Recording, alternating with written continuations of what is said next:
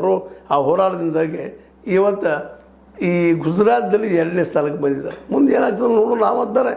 But ಇಲ್ಲಿ ಕೇಜ್ರಿವಾಲ್ರನ್ನ ನಾವು ಯಾಕೆ ಭಾಳಷ್ಟು ಅವ್ರ ಬಗ್ಗೆ ಮಾತಾಡಬೇಕಾಗಿತ್ತು ಅಂದ್ರೆ ಅವರು ಸಹ ಪ್ರಾಮಾಣಿಕವಾಗಿ ಇವತ್ತು ಹೋರಾಟ ಮಾಡ್ತಾ ಇದ್ದಾರೆ. ಆದರೆ ಸಹವಾಸ ಏನದಲ್ಲ ಕಾರ್ಪೊರೇಟ್ಗಳದ್ದು ಇದಕ್ಕಾಗಿ ನಮ್ಮಲ್ಲಿ ಕನ್ನಡದ ಗಾದಿ ಮಾತು ಭಾಳ ಬ್ಯೂಟಿಫುಲ್ ಅದ.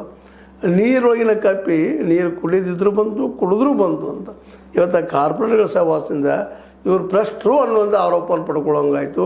ಅದೇ ಕಾಲ ಕೆಲವೊಂದು ತಪ್ಪು ನಡಿಗಳು ಲೋಕಪಾಲ್ ಆಗಿರ್ಬೋದು, ಲೋಕಾಯುಕ್ತ ಆಗಿರ್ಬೋದು, ದಿಲ್ಲಿಯಲ್ಲಿ ಮಾಡಲಿಲ್ಲ, ಪಂಜಾಬದಲ್ಲಿ ತರಲಿಲ್ಲ, ಅದನ್ನು ತಪ್ಪು ಮಾಡಿದ್ರು ಅಂತ ತರಬೇಕಾಯಿತು. ಪ್ರಶ್ನೆ ಇಡಿಸುವಾಗ ವ್ಯವಸ್ಥೆ ಮಾಡಬೇಕಾಗಿತ್ತು. ಗ್ಯಾರಂಟಿನ ಕೊಟ್ಟರು, ಫ್ರೀ ನೀರು, free bus, free education, free medicine ಇವೆಲ್ಲ ಕೊಟ್ಟಿದ್ದಾರೆ. ಆದರೆ ಮುಖ್ಯವಾಗಿ ಕೊಡಬೇಕಾಗಿದ್ದು ಎಲ್ಲರಿಗೂ ಉದ್ಯೋಗ ಮಾತ್ರ ಇಲ್ಲಿವರೆಗೆ ಕೊಡಲಿಕ್ಕೆ ಆಗಿಲ್ಲ. ಪ್ರಯತ್ನ ಮಾಡ್ತಾ ಇದ್ದಾರೆ. ಅದು ಎಷ್ಟು ಮಟ್ಟಿಗೆ ಯಶಸ್ವಿ ಆಯಿತು ಅನ್ನೋದು ಬೇರೆ ವಿಷಯ.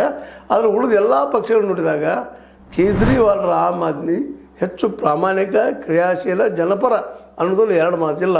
ಅದು ಇವತ್ತು ಗುಜರಾತಲ್ಲಿ ಕಾಣ್ತಾ ಇದೆ. ಅದೇ ಕಾಲಕ್ಕೆ 50 ಜನರನ್ನು ತೊಗೊಂಡು ಪಂಜಾಬ್ ಸರ್ಕಾರ ಕೇಳುತ್ತೀನಿ ಅಂತ ಚಡ್ಡ ಓಡಾಡ್ತಾ ಇದ್ದಾಗ ಇನ್ನೂ ಆದರೂ ಆ ಕೆಲಸ ಆಗಿಲ್ಲ ಅನ್ನೋದು ಗಮನಿಸಬೇಕಾಗಿದೆ.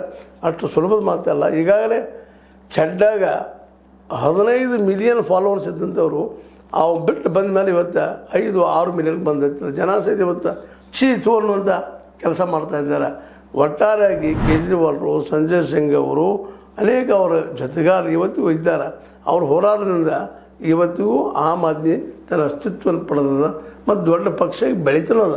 ಅದು ಇನ್ನೊಂದು ಈ ಸಂದರ್ಭದಲ್ಲಿ ತಿದ್ಕೋಬೇಕಾಗಿದ್ದು ಏನಪ್ಪ ಅಂತಂದ್ರೆ ಕೇಜ್ರಿವಾಲ್ರು ಅವ್ರ ಮಿತ್ರರಂತ ಯೋಗೇಂದ್ರ ಯಾದವ್ ಅವರಾಗಿರ್ಬೋದು, ಪ್ರಶಾಂತ್ ಭೂಷಣ್ ಅವರಾಗಿರ್ಬೋದು, ಅಂತ ಮಿತಾ ಪಟ್ಕರ್ ಅವರಾಗಿರ್ಬೋದು, ಇಂಥವ್ರು ಕೆಲವು ಇನ್ನೂ ಆದರೂ ಹೋಗಿ ಅವ್ರಿಗೆ ನನ್ನ ತಪ್ಪಾಗಿದೆ ಬನ್ನಿ ಅಂದ್ರೆ ಬರುವಂಥ ಜನ ಇದ್ದಾರೆ. ಇವ್ರ ಮೇಲೆ ಭರೋಸೆ ಇಟ್ಟಂಥ ಜನ ಇದ್ದಾರೆ. ಆದರೆ ಉಳಿಸ್ಕೊಂಡು ಇನ್ನಷ್ಟು ಪಕ್ಷ ದೊಡ್ಡದಾಗಿ ಇಂಥ ಜನ